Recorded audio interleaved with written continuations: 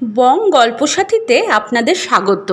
প্রভাত কুমার মুখোপাধ্যায়, জন্ম 23 ফেব্রুয়ারি 1873, ধাত্রীগ্রামে মামার বাড়িতে। তার আসল বাড়ি হুগলি জেলার গুড়াপে। তিনি লন্ডন থেকে ওকালতি পাশ করে আইন ব্যবসা করতেন রংপুর, দার্জিলিং এবং গয়াতে। পরবর্তীকালে কলকাতা বিশ্ববিদ্যালয়ে অধ্যাপনা করতেন। তার পাশাপাশি চলত সাহিত্য চর্চা। দেবী, সিঁদুর কৌটো, কাশীবাসিনী, বিলাসিনী, নতুন বউ ইত্যাদি তার বিখ্যাত গল্প এবং উপন্যাস। সহজ সরল কৌতুকময় দৃষ্টিভঙ্গিতে তার লেখা ছোট গল্পগুলি বাঙালি পাঠকের খুবই প্রিয়। আমাদের আজকের গল্প রসময়ী রসিকতা তার একটি হাস্যরসাত্মক ছোট গল্প। শেষ পর্যন্ত শুনে দেখুন তো কেমন লাগলো অবশ্যই কমেন্টসে লিখে জানাবেন। শুরু করছি আজকের গল্প রসময়ী রসিকতা।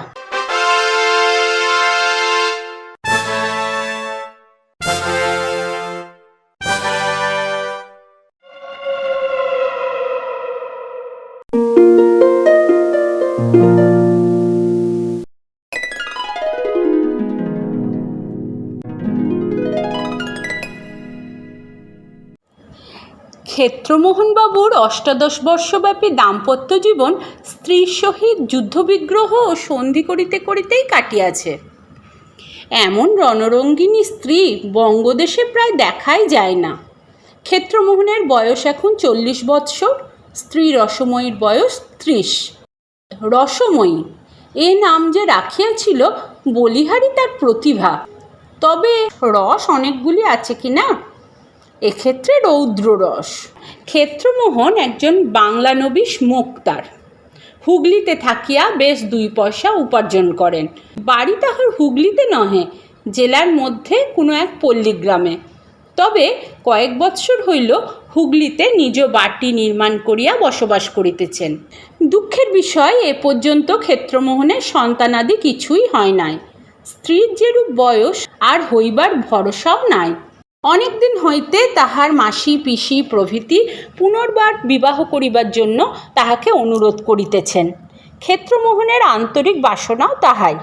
কিন্তু রসময়ীর ভয়ে এ পর্যন্ত এ বিষয়ে কোনরূপ চেষ্টা চরিত্র করিতে সাহস করেন নাই। ইতিমধ্যে সামান্য এক ঘটনা উপলক্ষে রসময়ী ভয়ানক বিপ্লবের সৃষ্টি করিয়া ক্ষেত্রমোহনকে ২ দিন গৃহছাড়া করিল। অবশেষে নিজে তাহার পিত্রালয় হালিশহরে চলিয়া গেল। ক্ষেত্রমোহন তখন সাহসে ভর করিয়া গৃহে ফিরিয়া আসিলেন এবং প্রতিজ্ঞা করিলেন যে রসময়ীর আর মুখ দর্শন করিবেন না, অন্যত্র বিবাহ করিবেন। এই বাড়িতে রসময়ীকে আর ঢুকিতে দিবেন না। এই শেষ। হালিশহর গ্রামটি হুগলিরই অপর পারে, মধ্যে গঙ্গা প্রবাহিতা। চৌধুরীপাড়ায় রসময়ীর পিত্রালয়। অনেক দিন হইল তাহার পিতামাতার কাল হইয়াছে। এখন সেই বাড়িতে রসময়ীর বিধবা দিদি বিনোদিনী এবং তাহার ২টি ভাই নবীন আর সুবোধ বাস করে। নবীন কাঁচরাপাড়া কারখানায় কর্ম করে। সুবোধ স্কুল ছাড়িয়া এখনো পর্যন্ত বাড়িতেই বসিয়া আছে, এখনো কিছু জুটে নাই। মাসাধিক কাল রসময়ী হালিশহরে বাস করিতেছে। পূর্বে পূর্বে এরূপ স্থলে ২-৪ দিন বা বড়জোর ১ সপ্তাহ পরেই দন্তে তৃণ করিয়া ক্ষেত্রমোহন আসিয়া উপস্থিত হইতেন এবং কত সাধ্য সাধনা করিয়া স্ত্রীকে গৃহে ফিরাইয়া লইয়া যাইতেন। কিন্তু এইবার সে নিয়মের ব্যতিক্রম দেখিয়া রসময়ী কিছু চিন্তিত হইয়া পড়িতেছে। পাড়ার একজন বালক প্রত্যহ নৌকাযোগে গঙ্গা পার হইয়া হুগলি ব্রাঞ্চ স্কুলে পড়িতে যাইত। সেই ছেলেটি গ্রামে প্রচার করিয়া দিল ক্ষেত্রমোহনবাবুর বিবাহ দিন স্থির পর্যন্ত হইয়া গিয়াছে। এই কথা শুনিয়া রসময়ীর দিদি বিনোদিনী একদিন বৈকালে ছেলেটিকে বাড়িতে ডাকিয়া আনিলেন। তাহাকে সন্দেশ ও রসগোল্লা খাইতে দিয়া বলিলেন, বাবা, শুনলাম নাকি আমাদের ক্ষেত্রর আবার বিয়ে করছে, এ কথা কি সত্যি? বালক বলিল, হ্যাঁ সত্যি বই কি। আমাদের ক্লাসে সুরেশ বলে একটি ছেলে পড়ে, চুঁচড়োই তার মামার বাড়ি, তারই তো মামাতো বোনের সঙ্গে বিয়ে। ঠিক জানো? জানি বই কি, সুরেশই তো আমাকে বলেছে দিন স্থির পর্যন্ত হয়ে গেছে। তার মামার নাম কি? নাম হরিশ্চন্দ্র চাটুর্যে। জজ আদালতে কর্ম করেন। তাদের বাড়িটি তুমি চেনো বাবা? হ্যাঁ চিনি বই কি, সুরেশের সাথে কতবার গিয়েছি। কত বড় মেয়েটা? এ আমাদেরই বয়সী হবে। বালকটির বয়স 13 বৎসর। কেমন দেখতে? তা বেশ সুন্দর। বিনোদিনী কিয়ৎক্ষণ চিন্তা করিলেন, শেষে বলিলেন, আচ্ছা বাবা, কাল একবার আমাদের দুই বোনকে সেই বাড়িতে নিয়ে যেতে পারো বাবা? কেন? তাদের একবার মিনতি করে বলে কয়ে দেখি, বিয়ে হলে আমার বোনটিরও সুখ হবে না, তার মেয়েও তো জলে পড়বে। কাল একবার আমাদের নিয়ে চলো না। কখন? এই খাওয়া দাওয়ার পরে। আমার স্কুল কামাই হবে যে। একদিনের জন্য মাস্টারের কাছে নয় ছুটি নিও এখন। আমি বরং তোমায় একটি টাকা দেব, ঘুড়ি নাটাই এইসব কিনে নিও। পরদিন বেলা 11টার সময় দুই ভগিনীকে সঙ্গে লইয়া বালকটি চুঁচুড়া যাত্রা করিল। গঙ্গা পার হইয়া ঘোড়ার গাড়ি ভাড়া করিয়া মাধবীতলায় হরিশবাবুর গৃহে গিয়া উপস্থিত হইল। খিড়কি দরজার সম্মুখে গাড়ি দাঁড়াইল। রসময়ী বলিল, এই বাড়ি? হ্যাঁ। আচ্ছা তুমি গাড়ির ভেতর বসে থাকো, আমরা চট করে ওদের সঙ্গে দেখাটা করে আসছি বলিয়া দুইজনেই অবতরণ করিয়া বাড়ির মধ্যে প্রবেশ করিল। সেই বাড়ির মেয়েরা কেহ তখন স্নান করিতেছে, কেহ খাইতে বসিয়াছে, কেহ বা আহার আনতে উঠানে বসিয়া চুল শুকাইতেছে। হঠাৎ দুইজন ভদ্রঘরের অপরিচিতা স্ত্রীলোককে প্রবেশ করিতে দেখিয়া একজন সবিস্ময়ে বলিল, তোমরা কারা গা?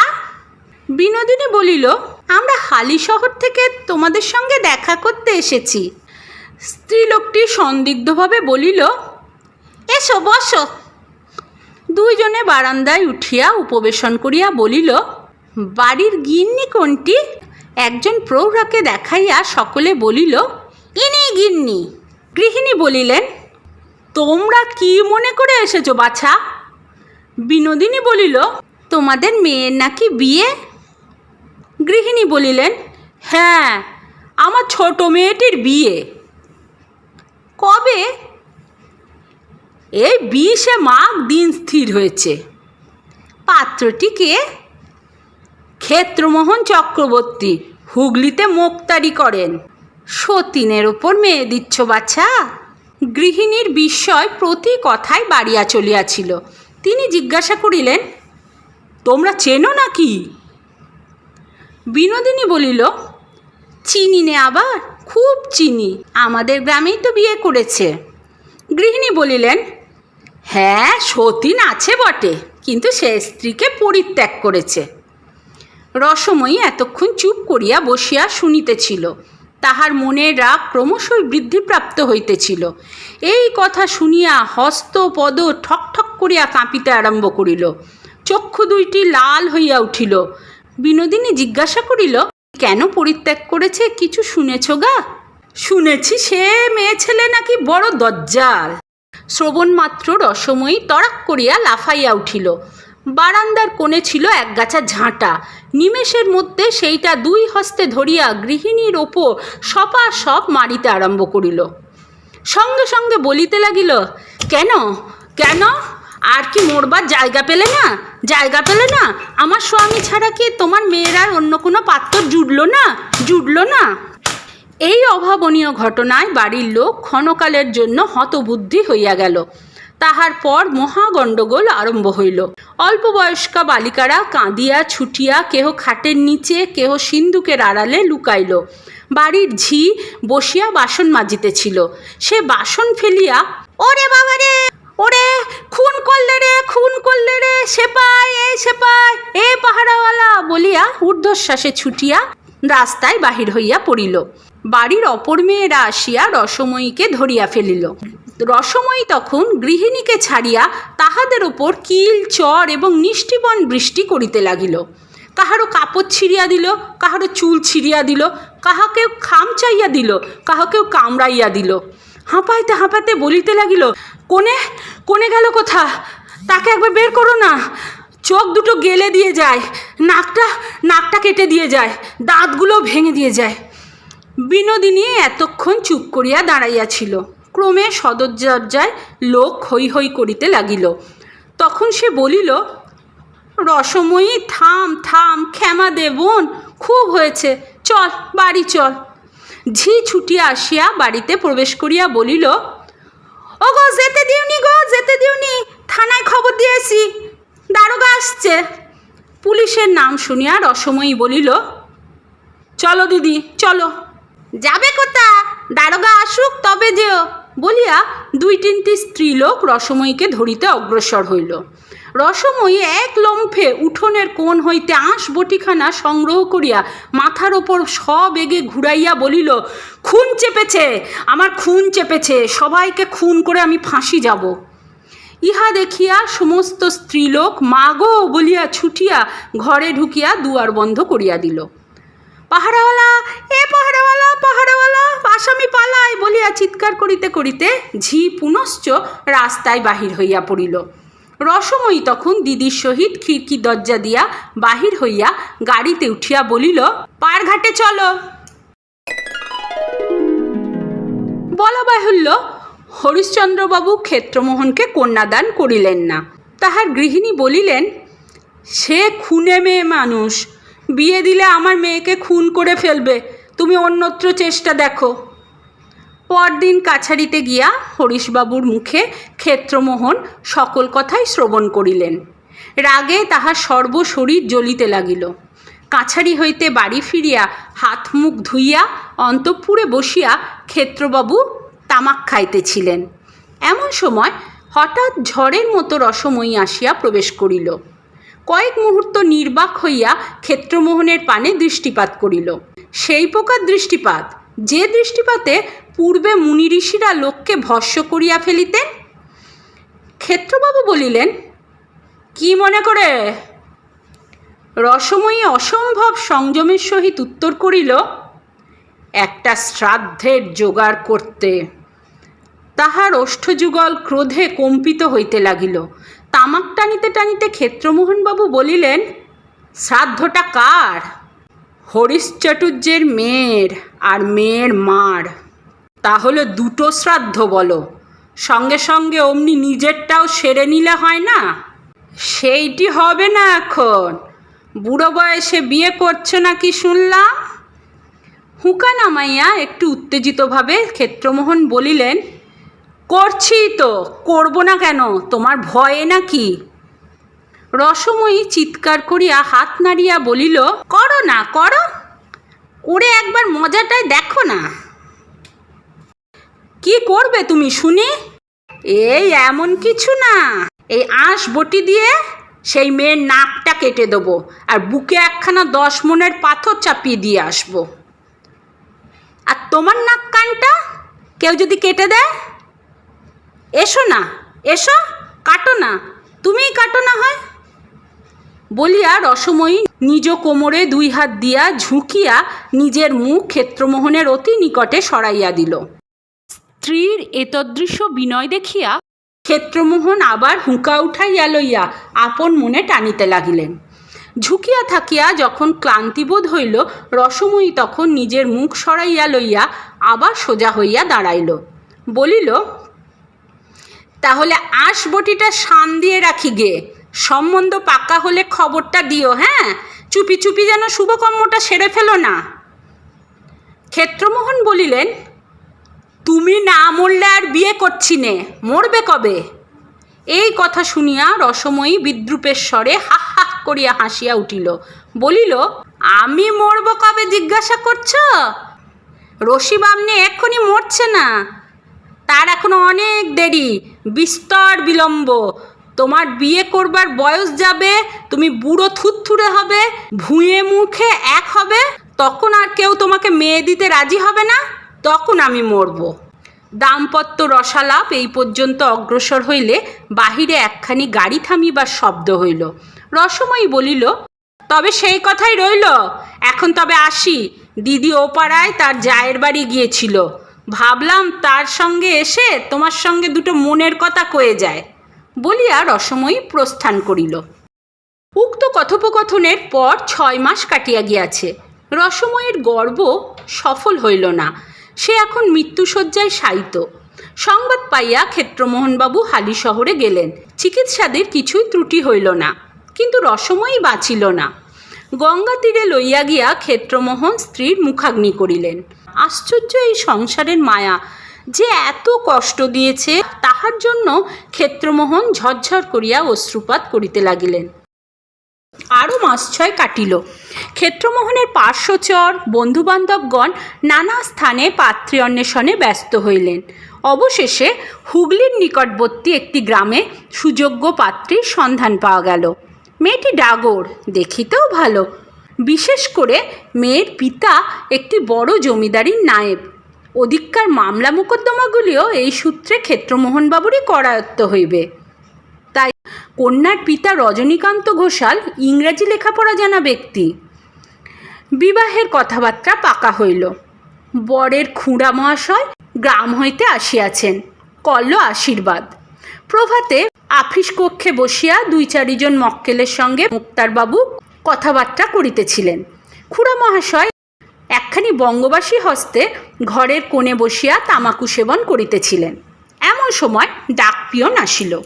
ক্ষেত্রমোহনবাবুর হস্তে একখানি পত্র দিয়া গেল।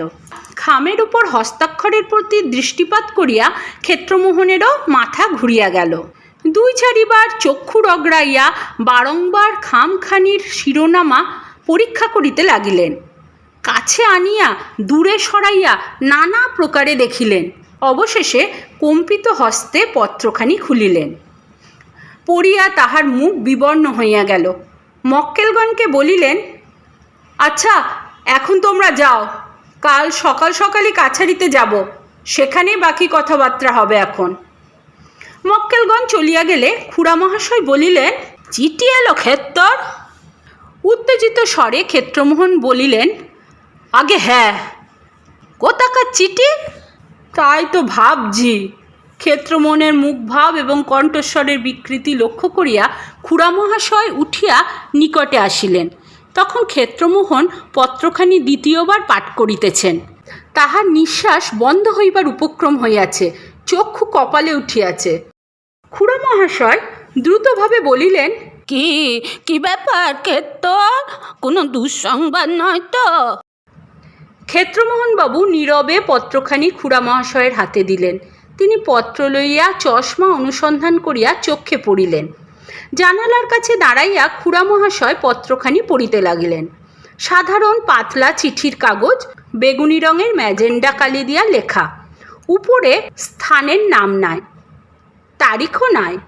নিম্ন প্রকার লিখিত, শ্রী শ্রী দুর্গা সহায়, প্রণামপূর্বক নিবেদনাঞ্চ বিশেষ। তোমার মতিচ্ছন্ন ধরিয়াছে, মনে করিয়াছ রসময়ী মরিয়াছে, আপদ গিয়াছে, এইবার বিবাহ করি। আমি মরিয়াছি বটে, কিন্তু তাই বলিয়া তুমি নিষ্কৃতি পাইয়াছ তাহা তুমি মনেও করিও না। বাড়ির সম্মুখে যে বড় বট গাছটি আছে, তাইতে আমি আজকাল বাস করিতেছি। তুমি কি করো, কোথায় যাও, সমস্তই আমি সেখানে বসিয়া দেখিতেছি। রাত্রিরে গাছ হইতে নামিয়া মাঝে মাঝে তোমার শয়ন ঘরেও যায়, তোমার খাটের চারিদিকে ঘুরিয়া বেড়ায়। একবার ইচ্ছা করে গলাটা টিপিয়া দিয়া তোমাকেও আমার সঙ্গে করি। আমার এখানে বড্ড একলা বোধ হয়। আমার চেহারা এখন অতিশয় খারাপ হইয়া গিয়াছে। আমার গায়ের মাংস চামড়া আর কিছুই নাই, খালি হাড় আছে, তাও সাদা নয়। গঙ্গাস্তিকে আমাকে যে পোড়াইয়াছিলে, তাহাতে হাড়গুলো সব কালো কালো হইয়া গিয়াছে। যাহা হোক, নিজের রূপ বর্ণনা আর নিজের মুখে শোভা পায় না। বিবাহ করিও না, করিলে তোমার নলাটে অশেষ দুর্গতি নেকা আছে। রসময়ী। পত্র পড়িয়া খুড়া মহাশয়ের মুখ কালিময় হইয়া গেল। ভীত স্বরে জিজ্ঞাসা করিলেন, এ হাতের লেখা কাজ চিনতে পারছ? খুব চিনি, তারই হাতের লেখা। অন্য কেউ জাল করেনি তো? ভগবান জানেন। খুড়া মহাশয় নিকটস্থ চেয়ারে বসিয়া পড়িলেন। কিয়ৎক্ষণ ছাদের কড়িকাঠের পানে চাহিয়া বলিয়া উঠিলেন, জয় রাম সীতারাম, রাম রাঘব রাবণাদি, রাম রাম রাম রাম। খুড়া মহাশয়কে তদবস্থায় দেখিয়া ক্ষেত্রমোহনের আরও ভয় হইল। বলিলেন, আচ্ছা খুড়ো মশাই, ভূতে কখনো চিঠি লেখে? খুড়ো মহাশয় বলিয়া উঠিলেন, ভূত বলতে নেই বাবা, ভূত বলতে নেই, অপদেবতা বলো। জয় রাঘব, জয় রামচন্দ্র। দুইজনেই নির্বাক।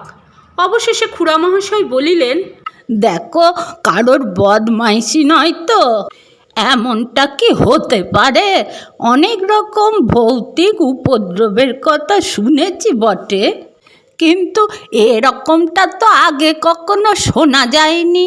আচ্ছা, বৌমার হাতের লেখা আগেকার কিছু চিঠিপত্র আছে কি? লেখাটা একটু মিলিয়ে দেখলে হয় না? ক্ষেত্রমোহন বলিলেন, পুরানো চিঠি আছে বই কি, বলিয়া বাটির মধ্যে প্রবেশ করিয়া ৪-৫খানা বাহির করিয়া আনিলেন। খুড়া মহাশয় চশমার কাঁচ দুইখানি কোচার কাপড়ে ভালো করিয়া মার্জনা করিয়া লইলেন। পরে পত্রগুলি লইয়া অত্যন্ত সাবধানে হস্তাক্ষর মিলাইতে লাগিলেন। অবশেষে সেগুলি টেবিলের ওপর ফেলিয়া দীর্ঘ নিঃশ্বাস পরিত্যাগ করিয়া বলিলেন, একই তো হাতের লেখা দেখছি। খামখানা উল্টিয়ে পাল্টিয়ে দেখিতে লাগিলেন। ১ পয়সার ৬ আনাওয়ালা সাধারণ সাদা খাম, তাহাতে একখানি ২ পয়সার টিকিট আটা আছে। ক্ষেত্রমোহনের হাতে খামখানি দিয়া বলিলেন, কোথাকার ছাপ দেখো তো। ক্ষেত্রবাবু বাংলা নবিশ মোক্তার হইলেও ইংরাজি ছাপা অক্ষর পড়িতে পারিতেন। ছাপ পরীক্ষা করিয়া বলিলেন, হুগলির ছাপ, কালকের তারিখ। খুড়া মহাশয় চুপ করিয়া বসিয়া রহিলেন। মাঝে মাঝে কেবল অস্ফুট স্বরে বলিতে লাগিলেন, জয় রাম, শ্রীরাম সীতারাম। কাছারির বেলা হয় দেখিয়া মোক্তারবাবু স্নান করিয়া আহারে বসিলেন, কিন্তু কিছুই খাইতে পারিলেন না। রান্নাঘরের বারান্দায় যেখানে বসিয়া তিনি আহার করিতেছিলেন, সেখান হইতে বটগাছটার অগ্রভাগ দেখা যায়। খান আর মাঝে মাঝেই সেই গাছটার পানে চাহেন। এক সময় গাছের একটা ডাল খড়খড় করিয়া নড়িয়া উঠিল। কাহার যেন হাসিরও শব্দ শোনা গেল। ক্ষেত্রমোহন বাবুর আর খাওয়া হইল না, উঠিয়া পড়িলেন। মুখ প্রক্ষালন করিয়া বাহিরে আসিয়া বটগাছটার পানে কিছুক্ষণ চাহিয়া রহিলেন। ২-৩টে কাঠবিড়ালি ডালে ডালে পরস্পরকে তাড়া করিয়া ফিরিতেছে। গোটাকত কাক উচ্চ শাখায় বসিয়া জাতীয় সঙ্গীত গাহিতেছে। ইহা ভিন্ন আর কিছুই দেখিতে পাইলেন না। সেই দিন সন্ধ্যাবেলায় ক্ষেত্রমোহনের শয়নকক্ষে খুড়া ভাইপো বসিয়া কথোপকথন করিতেছিলেন। দিবসে খুড়া মহাশয় কপাটের বাহিরে এবং ভিতরে দেওয়ালময় রাম নাম লিখিয়া দিয়াছেন। অদ্য দুইজনেই একই শয্যায় শয়ন করিবেন।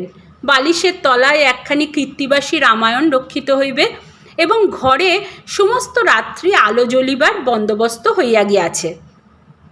ক্ষেত্রমোহন বলিলেন, আমি তো তার দরকার দেখছি নে, যদি কোনো উপদ্রব অত্যাচার হয়।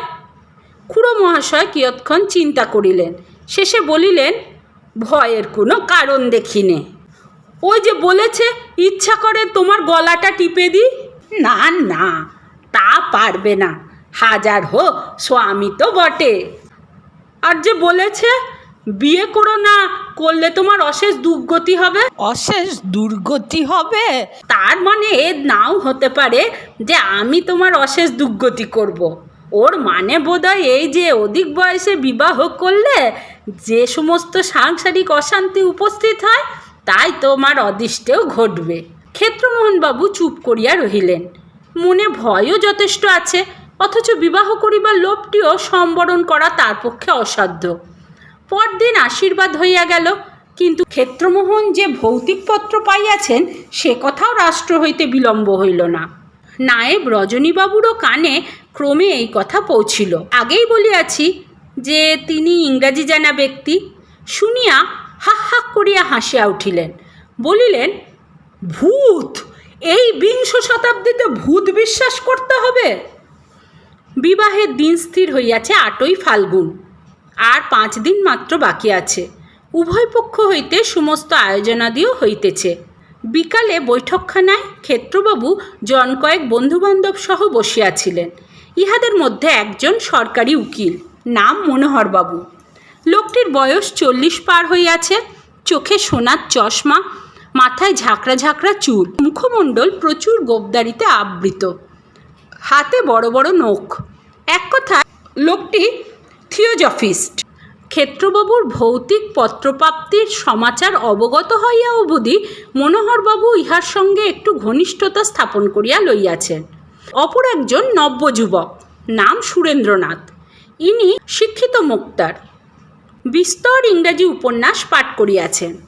সুরেন্দ্রনাথ বলিলেন, ক্ষেত্রবাবু, একটা কথা আমার মনে হচ্ছিল, অনেক উপন্যাসে পড়া গেছে একটা দুর্ঘটনা ঘটে গেল, যেমন রেলে কলিশন বা নৌকাডুবি বা আর কিছু, সকলেই মনে করছে অমুক লোকটা মরে গেছে, মৃত্যুর চাক্ষুষ সাক্ষীরও অভাব নেই, কিন্তু বইয়ের শেষ দিকটায় দেখা গেল সে বেঁচে আছে। তাই মনে হয় আপনার স্ত্রী এখনও বেঁচে আছেন, নয় এই চিঠি জাল। কিন্তু আপনার তো আবার দৃঢ় বিশ্বাস এই চিঠি তাহারই হাতের লেখা, জাল নয়। সুতরাং আপনার স্ত্রী বেঁচেই আছেন, বিশ্বাস করা ছাড়া আর উপায়ন্তরও নেই। কারণ এই বিংশ শতাব্দীতে ভূতের অস্তিত্ব কোনো মতেই বিশ্বাস করতে পারা যায় না। থিওজফিস্ট উকিলবাবুটি ইহা শুনিয়া বলিলেন, কেন মশাই, কেন বিংশ শতাব্দীতে ভূতের অস্তিত্ব কোনো মতেই বিশ্বাস করতে পারেন না কেন? নবীন মুক্তারবাবু বলিলেন, কারণ আমি কখনোই দেখিনি। শুনিয়া মনোহরবাবু বিজ্ঞতার হাস্য করিয়া বলিলেন, সম্রাট সপ্তম এডওয়ার্ডকেও তো কখনো দেখেছেন না? দেখেননি? তিনি আছেন বলে বিশ্বাস করেন? করি, তার কারণ আমি না দেখলেও হাজার হাজার লোক তাকে দেখেছে, তার 10-20খানা ছবিও দেখেছি। কিন্তু ভূত আমি নিজে দেখেছি এমন কথা আজ পর্যন্ত কাউকে বলতে শুনলাম না। সবাই বলে খুব বিশ্বস্ত লোকের মুখে নাকি তারা শুনেছে যে স্বয়ং সে ভূত দেখেছে। মনোহরবাবু তাহার সুঘন দাড়ির মধ্যে দীর্ঘনক আঙ্গুলিগুলি চালনা করিতে করিতে বলিলেন, আপনি বললেন হাজার হাজার লোক সম্রাটকে দেখেছে, তেমনি হাজার হাজার লোক অশরীরী আত্মাকেও প্রত্যক্ষ করেছেন। আপনি বললেন যে সম্রাটের 10-20খানা ছবি দেখেছেন, তেমনি 10-20খানা ভূতেরও ছবি আপনাকে আমি দেখাতে পারি। যদি দেখতে চান একদিন আমার বাড়িতে যাবেন। আমার একখানা বইয়ে কেটি কিংয়ের ছবি আছে। প্রথম চার্লসের সময় কেটি কিং নামের একটি মেয়ে জীবিত ছিল। 16 বৎসর বয়সে তার মৃত্যু হয়। গত শতাব্দীর মধ্যভাগে আমেরিকা ও ইউরোপের নানা স্থানে অনেক সেয়াসে কেটি কিং স্থূল শরীর ধারণ করে আবির্ভূত হয়েছিলেন।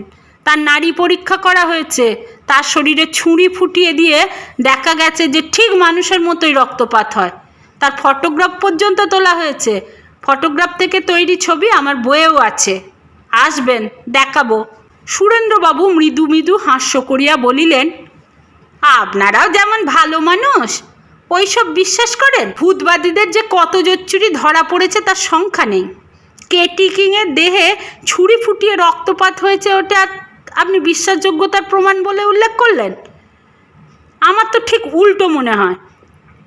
ছুরি ফোটালেও রক্ত যদি না পড়তো, অথচ শরীরী মানুষ একটা দাঁড়িয়ে আছে দেখছি, তাহলে বরং বিশ্বাস করতে পারতাম যে বাস্তবিকই মানুষ নয়। এক্ষেত্রে দেখুন আবার ভূত, তিনি বাড়ির সামনে বটগাছেই থাকেন।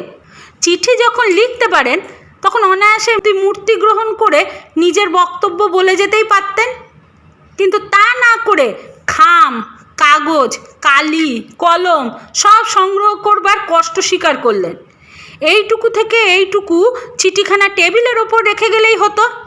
তা না করে 1 মাইল দূরে পোস্ট অফিসে গেলেন তাকে পোস্ট করতে, আবার 2 পয়সা খরচ করে টিকিট কিনতে হলো মশাই। ভৌতিক জগতে পয়সা যদি বাস্তবিকই এত সস্তা হয়, তাহলে না হয় সেইখানে গিয়েই প্র্যাকটিস শুরু করি। মনোহরবাবু একটু বিরক্তির সহিত বলিলেন, মশাই, জিনিসটা হাসি তামাশা নয়, এসব গভীর বিষয়, অনেক চর্চা, অনেক আলোচনা না হলে এ বিষয়ে মতামত প্রকাশ করা উচিত নয়। ভৌতিক জগৎ থেকে ডাকে আসা চিঠি এই প্রথম নয়। হিমালয় থেকে মহাত্মা বাবারাও মাঝে মাঝে ডাকে চিঠিপত্র লিখে থাকেন। কুটুম্বিলাল নামক এক মহাত্মা অনেক রকম অনেক চিঠি আমাদের মাদাম ব্লাভাটস্কিকে লিখেছিলেন। তারাও মনে করলে স্বয়ং আবির্ভূত হয়ে বক্তব্য বলে যেতে পারতেন, কিংবা চিঠি উড়িয়ে টেবিলের ওপর ফেলে যেতে পারতেন। কিন্তু ডাকেই তারা চিঠিপত্র পাঠাতেন। ইহা শুনিয়া শিক্ষিত মুক্তারবাবু মৃদু মৃদু হাস্য করিতে লাগিলেন। বলিলেন, কুটুম বিলালের চিঠি তো কোন কালে জাল বলে সাব্যস্ত হয়ে গেছে। ডাক্তার হডসন বলে একজন কোন বিজ্ঞানী নিজে ভারতবর্ষে এসে এই বিষয়ে অনুসন্ধান করে প্রমাণ করে দিয়েছেন যে মাদাম ব্লাভাটস্কি আর দামোদর বলে এক ব্যক্তি সব চিঠি জাল করেছিলেন। একথা শুনিয়া থিওজফিস্ট বাবুটি ভ্রুকুঞ্চিত করিয়া বিরক্তিপূর্ণ স্বরে বলিলেন, ওসব ঈর্ষাপরায়ণ লেখকদের বই পড়বেন না। আমার কাছে আসবেন, ভালো ভালো সব বই সব আপনাকে পড়তে দেবো। তা পড়লে আপনার সব অবিশ্বাস দূর হয়ে যাবে। মাদাম ব্লাভাটস্কি যে কত বড় মানুষ তা তার ওই আইসিস আনভেল্ড বইটে পড়লেই বুঝতে পেরে যাবেন। সুরেন্দ্রবাবু মুচকিয়া হাসিয়া বলিলেন, সেই বইটা পড়িনি বটে, তবে এডমন্ড গ্যারেট প্রণীত Isis very much unveiled of the story of the great Mahatma hoax বইটি পড়েছি, লাইব্রেরিতে আছে, দেখতে চান তো এনেও দিতে পারি। এই কথায় মনোহরবাবু রাগিয়া আগুন হইয়া উঠিলেন। বলিলেন, ওই আপনারা না এক কথা শিখে রেখেছেন, গাল দেওয়া যায় না এমন ভালো জিনিসই নেই। যত সব কুচক্রী বদমায়েশ লোক মিছিমিছি মাদামের অপরাধ রটনা করে বেড়াচ্ছে। এমন সময় বাহিরে শব্দ উত্থিত হইল, বাবু চিঠি আছে। পর মুহূর্তে ডাকপিয়ন প্রবেশ করিয়া ক্ষেত্রবাবুর হাতে একখানি পত্র দিল। পত্রখানি হাতে লইয়াই ক্ষেত্রমোহনবাবুর চক্ষু স্থির হইয়া গেল। বলিলেন, মশাই আবার সেই। পত্র খুলিয়া পাঠ করিয়া সেখানি সকলের সম্মুখে ফেলিয়া দিলেন। থিওজফিস্ট বাবুটি অতি আগ্রহের সহিত সেখানি কুড়াইয়া লইয়া পাঠ করিলেন। শেষে নবীন মুক্তারবাবুর হাতে সেখানি দিলেন। পত্রখানি এইরূপ, শ্রী শ্রী দুর্গার সহায়, প্রণামপূর্বক নিবেদনাঞ্চ বিশেষ।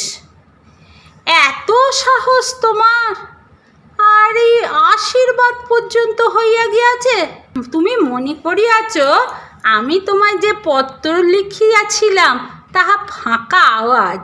রসি বামনের তেমন মেয়ে নয়, আমি মানা করে সত্ত্বেও বিবাহ করিবে। এখনো সাবধান হও, এ দুর্মতি পরিত্যাগ করো, নইলে একদিন গভীর রাত্রিরে তুমি যখন ঘুমাইয়া থাকিবে, বটগাছ হইতে নামিয়া তোমার বুকে একখানা 10 মুনে পাথর চাপাইয়া দিব, ঘুম আর ভাঙিবে না। রসময়ী। একে একে সকলে পত্রখানি পড়িলেন। পড়িয়া স্তম্ভিত হইয়া বসিয়া রহিলেন। শিক্ষিত মোক্তারবাবুটির মুখ শুকাইয়া গেল, তথাপি তিনি মন হইতে সংশয় দূরে নিক্ষেপ করিয়া বলিলেন, আচ্ছা ক্ষেত্রবাবু, আর একবার বেশ করে লেখাটা পরীক্ষা করে দেখুন দেখি, আপনার স্ত্রীর হাতের লেখাটা বটে তো, না কোনো জায়গায় কোনো সন্দেহজনক তফাৎ আছে? ক্ষেত্রমোহনবাবু বললেন, কোনো সন্দেহ নেই, শুধু হাতের লেখার মিল হলেও বা সন্দেহ করতাম। তার যেখানে যেখানে যে বানান ভুল চিরকাল হতো, এই চিঠিতেও তাই। সে চিরকালই শ্রী শ্রী এক জায়গায়, দুর্গা একটু তফাতে লিখত, এ দুখানা চিঠিতেও তাই। তাছাড়া চিঠিতে এমন সব কথাবার্তা রয়েছে যে সে জীবিতকালেও মুখে সর্বদাই ব্যবহার করত। সকলে নিস্তব্ধ হইয়া বসিয়া রহিলেন। কিছু পরে সুরেন্দ্রবাবু গলা ঝাড়িয়া জিজ্ঞাসা করিলেন, আপনার স্ত্রীর মৃত্যুর সময় আপনি উপস্থিত ছিলেন? ক্ষেত্রবাবু বলিলেন, ছিলাম বই কি। সঙ্গে সঙ্গে ঘাটে গিয়েছিলেন? হ্যাঁ, গিয়েছিলাম। চিতার ওপর তার দেহ রাখবার পর তার মুখ আপনি আর দেখেছিলেন? দেখিনি। আবার আমি তো মুখাগ্নি করেছি। ওহে, তুমি যা ভাবছো তা নয়, আমার কোনো ভুল হয়নি। নব্য মোক্তারবাবু তখন মাথা হেঁট করিয়া বসিয়া রহিলেন। একজন বলিল, There are more things in heaven and earth, Horatio, than are dreamt of in your philosophy. হে হোরেসিও, স্বর্গে ও মর্তে এমন অনেক জিনিস আছে যাহার বিষয় তোমার দর্শন বিজ্ঞান স্বপ্নেও অবগত নহে। অপর একজন বলিলেন, তা তো বটেই। ধরুন আমাদের দেশে, শুধু আমাদের দেশেই বা কেন বলি, সকল দেশেই আদিকাল থেকে যে একটা বিশ্বাস প্রচলিত আছে যে ভূত বলে একটা জিনিস আছে, তার কি কিছুই ভিত্তি নেই? সরকারি উকিলবাবুটি বলিলেন, শুধু অন্ধবিশ্বাসের কথা নয়, গত 50 বৎসরের মধ্যে ইউরোপে আর আমেরিকায় ভূতের অস্তিত্ব নিঃসংশয়িতভাবে প্রমাণ হয়ে গেছে। একসময় বৈজ্ঞানিক শ্রেষ্ঠ টিন্ডাল পর্যন্ত ভূতকে হেসে উড়িয়ে দিয়েছিলেন। এখন আর শিক্ষিত সমাজে সে ভাবই নেই। বিখ্যাত সম্পাদক স্টেড সাহেব তার এক গ্রন্থে লিখেছেন, of all the vulgar superstition of the half educated none dies harder than the absurd illusion that there are no such things as ghost.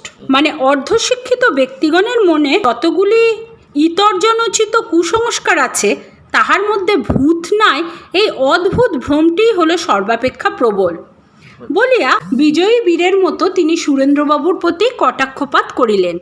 সন্ধ্যা হইয়া গিয়াছিল, সেদিনকার মতো সভাভঙ্গ হইল। সেই বটগাছের তলা দিয়া যাইতে সুরেন্দ্রবাবুরও গাটা কেমন যেন ছমছম করিতে লাগিল। খুড়া মহাশয় কোথায় বেড়াইতে গিয়াছিলেন। সন্ধ্যার পর বাড়ি ফিরিয়া আসিয়া দ্বিতীয় পত্রের কথা শুনিয়া বলিলেন, দেখো ক্ষেত্তর, ব্যাপারটা খুবই গুরুতর হয়ে দাঁড়ালো। বিবাহটা এখন না হয় বন্ধই রাখা যাক। আমার মতে বৎসর পূর্ণ হলেই গয়ায় গিয়ে একটা পিণ্ড দিয়ে এসো, উদ্ধার হয়ে যাবেন। বৎসর পূর্ণ হতে তো আর বেশি দেরি নেই, আর মাসখানেক হলেই তো হয়, তখন নয় নির্বিঘ্নে শুভকর্ম শেষ করা যাবে। ক্ষেত্রবাবু বলিলেন, তা বেশ, সেই ভালো কথা। কন্যার পিতাকে বলিয়া কহিয়া বিবাহের দিন পিছাইয়া দেওয়া হইল। নিমন্ত্রণ পত্র সমস্ত প্রত্যাহৃত হইল।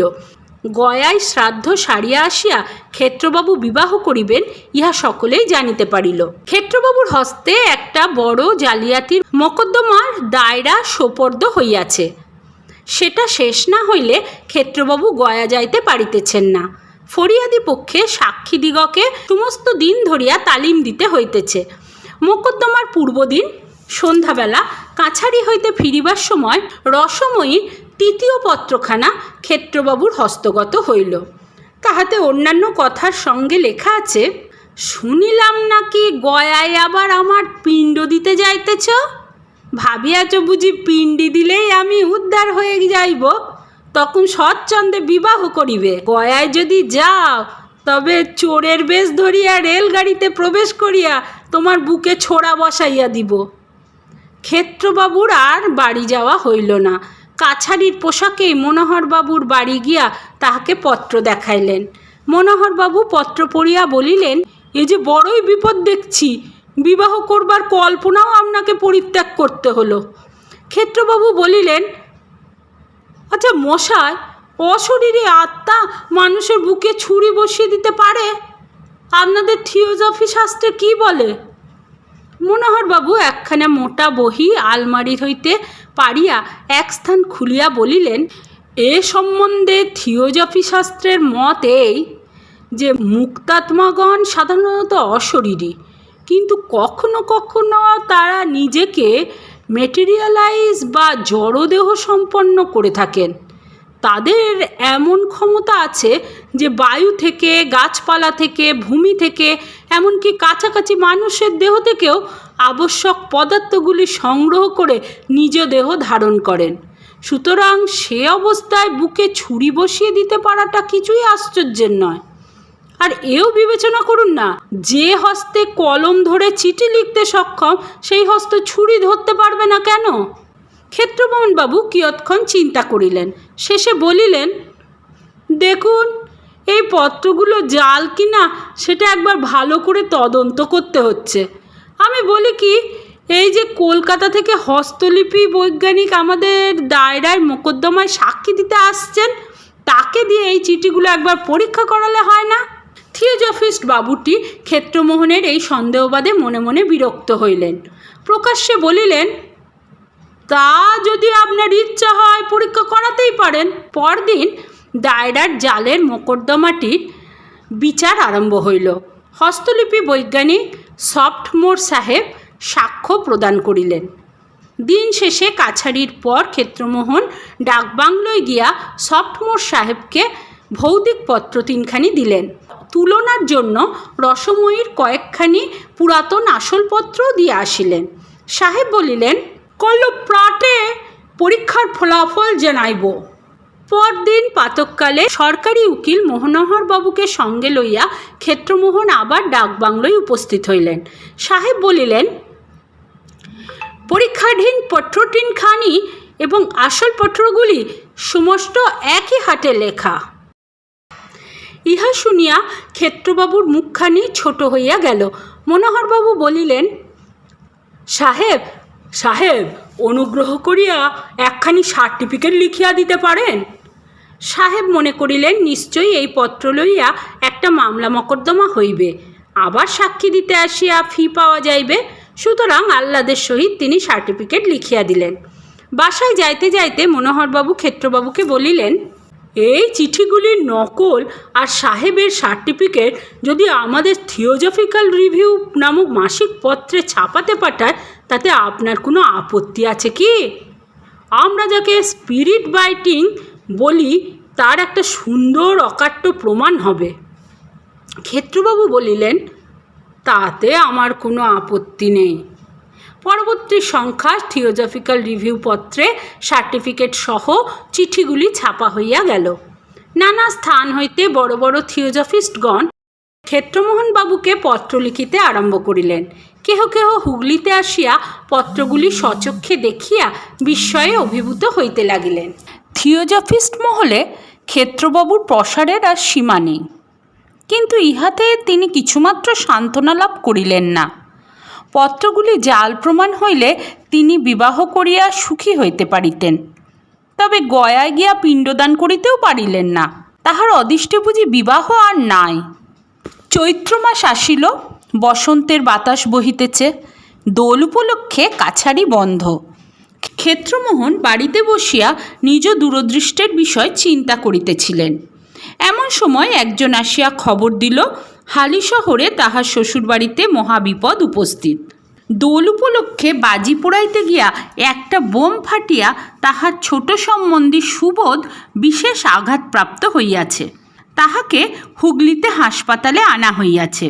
শুনিয়া ক্ষেত্রবাবু থাকিতে পারিলেন না, গাড়ি ভাড়া করিয়া হাসপাতাল অভিমুখে ছুটিলেন। সেখানে গিয়া দেখিলেন ছেলেটির অবস্থা খুবই সংকটাপন্ন। বিছানার নিচে মেঝের ওপর বসিয়া বিধবা বিনোদিনী রোদন করিতেছেন। ক্ষেত্রমোহনকে দেখিয়া তিনি আরও রোদন করিতে লাগিলেন। সমস্ত দিন ঔষধ প্রয়োগ এবং শুশ্রূষা চলিল। সন্ধ্যার দিকে ডাক্তার বলিল, আর প্রাণের আশঙ্কা নাই। ক্ষেত্রমোহন শ্যালিকাকে বলিলেন, ঠাকুরজি সন্ধ্যা হলো, এবার বাড়ি চলো। বিনোদিনী বলিলেন, আমি সুবোধকে ছেড়ে বাড়ি যেতে পারবো না। সমস্ত দিন অনাহারে আছো, স্নানাহার পর্যন্ত হলো না। তা না হোক, আমি যেতে পারবো না। অবস্থা বুঝিয়া হাসপাতালের ডাক্তারেরা বলিলেন, আপনাকে বাড়ি যেতে হবে। এখানে তো রাত্রে থাকতে পারবেন না, কাল সকালে আবার আসবেন। এখন আর কোনো ভয় নেই, বিপদ যা তা কেটে গেছে। আমরা সেবা শুশ্রূষা করব, আপনার কোনো চিন্তা নেই, আপনি বাড়ি যান। অনেক বুঝাইতে বিনোদিনী সম্মত হইলেন। ক্ষেত্রমোহনকে বলিলেন, তুমি তবে আমায় হালিশহর নিয়ে চলো, রাতে সেখানেই থাকবে, কাল ভোরে আবার এখানে আমায় পৌঁছে দিতে হবে। ক্ষেত্রমোহন তাহাই করিলেন। হালিশহরে রাত্রি কাটিল। ভোরে উঠিয়া স্বহস্তে এক ছিলিম তামাক সাজিয়া ক্ষেত্রমোহন ধূমপান আরম্ভ করিয়াছেন। এমন সময় বাড়ির বাহিরে মহা গণ্ডগোল উপস্থিত হইল। তাড়াতাড়ি হুঁকা রাখিয়া বাহিরে গিয়া দেখিলেন লাল পাগড়িতে বাড়ি ঘেরাও করিয়া ফেলিয়াছে। অশ্বপৃষ্ঠে স্বয়ং পুলিশের সুপারিনটেন্ডেন্ট সাহেব দুয়ারে দাঁড়াইয়া, সঙ্গে কয়েকজন দারোগা এবং হেড কনস্টেবলও আছেন। পুলিশ সাহেবের সঙ্গে ক্ষেত্রবাবুর পরিচয় ছিল। নত হইয়া সাহেবকে সেলাম করিলেন। সাহেব চুরুট মুখে বলিলেন, হ্যালো মুখঠিয়া, তুমি এখানে কে করিতেছ? ক্ষেত্রবাবু বলিলেন, হুজুর, এই আমার শ্বশুর বাড়ি। ইহা তো আমার শ্বশুর বাড়ি আছে। উত্তম, আমি তো আমার শ্বশুর বাড়ি সার্চ করিবে, এখানে বোমা তৈয়ারি হয় কিনা দেখিবে। ইয়া সার্চ ওয়ারেন্ট আছে বলিয়া সাহেব সার্চ ওয়ারেন্টখানি ক্ষেত্রবাবুর হস্তে প্রদান করিলেন। ক্ষেত্রবাবু সেখানি উল্টিয়া পাল্টিয়া দেখিয়া সাহেবের হাতে ফিরাইয়া দিলেন, বলিলেন, হুজুর মালি, যা ইচ্ছা তাই করিতে পারেন। সাহেব বলিলেন, স্ত্রীলোকদিগকে লুকাইয়া রাখো। পুলিশ গৃহমধ্যে প্রবেশ করিল। স্ত্রীলোকগণের মধ্যে কেবল বিনোদিনী, তিনি পুলিশের ভয়ে কোথাও লুকাইবার প্রয়োজন দেখিলেন না। হরিনামের মালাটি হাতে করিয়া উঠানে তুলসী তলায় বসিয়া রহিলেন। খানা তল্লাশি আরম্ভ হইল। বন্দুক, বারুদ, ডিনামাইট, বোমা, বর্তমান রণনীতি, যুগান্তর, গীতা, দেশের কথা প্রভৃতি কিছুই বাহির হইল না। বাহির হইল হিন্দু সৎকর্মমালা, গুপ্তপ্রেস পঞ্জিকা, কাশিদাসী মহাভারত এবং একখানা বটতলার ছেঁড়া উপন্যাস। ক্ষুদ্র বা বৃহৎ কোনো দেশনায়কের কোনো ছবি বাহির হইল না। বাহির হইল কেবল খানকতক কালীঘাটের পট এবং একখানা আর্ট স্টুডিওর গণেশ মূর্তি, জমিদারের খানকতক পুরাতন দাখিলা এবং একটা ধূলিমলিন চিঠির ফাইল বাহির হইল। বিনোদিনীর বাক্স হইতে বাহির হইল এক বান্ডিল চিঠি এবং খানকতক ঠিকানা লেখা সাদা খাম। সমস্ত জিনিস উঠানে আনিয়া জমা করা হইল। একজন দারোগা কাগজপত্রগুলির ফিরিস্তি প্রস্তুত করিতে লাগিলেন। ক্ষেত্রমোহনও সেইখানে বসিয়াছিলেন। তিনি দেখিলেন সাদা খামগুলির প্রত্যেকখানিতেই তাহারই শিরোনামা লেখা এবং রসময়ীর হস্তাক্ষর। পুলিশ সাহেবের অনুমতি লইয়া খাম এবং চিঠিগুলি ক্ষেত্রবাবু পরীক্ষা করিতে লাগিলেন। খানকুড়ি চিঠি রহিয়াছে, সমস্তই বেগুনি রঙের ম্যাজেন্টা কালিতে লেখা, রসময়ীর হস্তাক্ষরে লিখিত। কয়েকখানি চিঠি খুলিয়া ক্ষেত্রবাবু পাঠও করিলেন। নানা অবস্থা করিয়া অনুমানে পত্রগুলি লিখিত। কোনোটাতে বটগাছে বাসস্থানের উল্লেখ আছে, একখানাতে আছে, গয়ায় পিণ্ডদান করিয়া আসিয়াছ বলিয়া মনে করিও না আমি আর তোমার অনিষ্ট করিতে পারিব না। এখনও রশি বামনি তোমার ঘাড় মটকাইতে পারে। একখানাতে রহিয়াছে, শুনিলাম বিবাহের দিন স্থির হইয়াছে, এখনও সাবধান। একখানাতে আছে, করল তোমার বিবাহ, এত মানা করিলাম কিছুতেই শুনিলে না। আচ্ছা, বাসর ঘরে আগুন জ্বালাইয়া তোমাকে আর তোমার বধূকে পোড়াইয়া মারিব, ইত্যাদি। সমস্ত ব্যাপারটাই দিনের আলোর মতো তখন ক্ষেত্রমোহনের নিকট পরিষ্কার হইয়া গেল। বিনোদিনী তুলসীতলায় বসিয়া সমস্ত দেখিতেছিলেন। ক্ষেত্রমোহন বলিলেন, ঠাকুরঝি, এসব কি? ঠাকুরঝি আপন মনে মালা জপ করিয়া যাইতে লাগিলেন।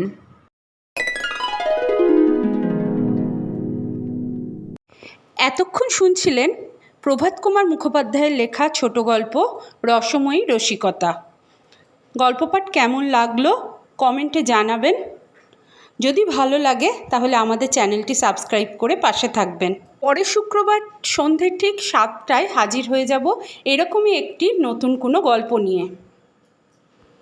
সুস্থ থাকবেন, ভালো থাকবেন, আনন্দে থাকবেন, শুনতে থাকবেন বং গল্পসাথী। ধন্যবাদ।